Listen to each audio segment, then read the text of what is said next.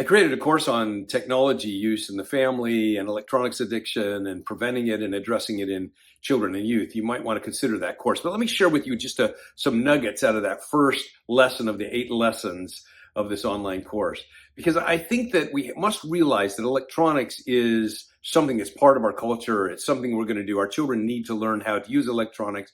That doesn't mean they need to start practicing that at 2 years old or even as preschoolers. But it does mean that over their time, they need to embrace the good side of technology.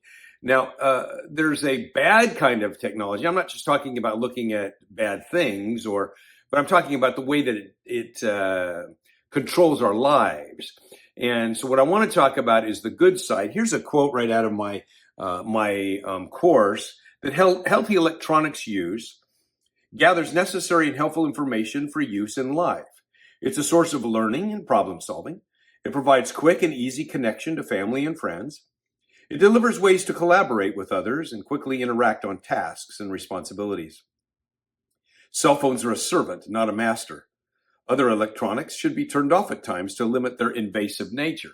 I point out that electronics doesn't have manners, and so sometimes what happens is that the electronics interrupt very important parts of our lives. Now, there is a place when electronics crosses the line. And this is what we have to identify in our family dynamics, and we also have to identify it in our child. Because a lot of times parents today are saying, well, electronics are the way that my son socializes with other people. Or electronics for a younger child may be a way that he learns. Now, all of that, those are good things. I think there's good use of electronics in the lives of children. But when it crosses the line and we start seeing the signs of addiction, then we have a problem and we must do something about it. So yes, there are some good signs of electronics, but even good use of electronics can cross a line.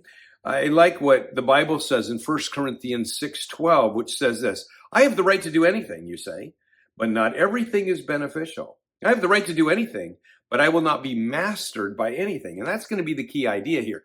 I will not be mastered by anything. And when you see that a child is being mastered by electronics and it's dominating their life, then it's time to make some changes. Or if you see that electronics is interrupting your family time, or children come to the table and your teenagers and even the parents are bringing cell phones to the table and they're interrupting the interaction that we have, it's time to turn them off. And maybe we need to see that that's crossed the line and it's interrupting some of our important family time. So there's all kinds of things that are good. Just because they're good doesn't mean that they're something we want to take advantage of. So we still have to draw the line even on good things in our lives, because good things can damage even the best things that we want. We have a family that desires to be close.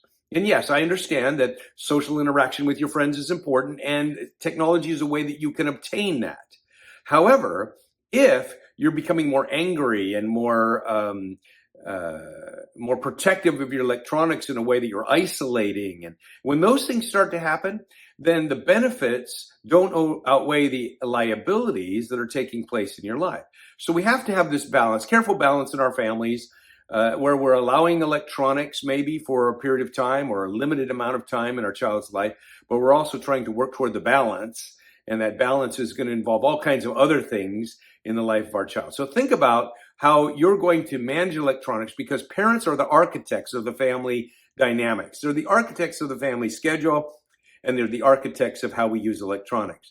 Keep that in mind, because if you allow children to be the architects, then it's likely to get out of control rather quickly in your home.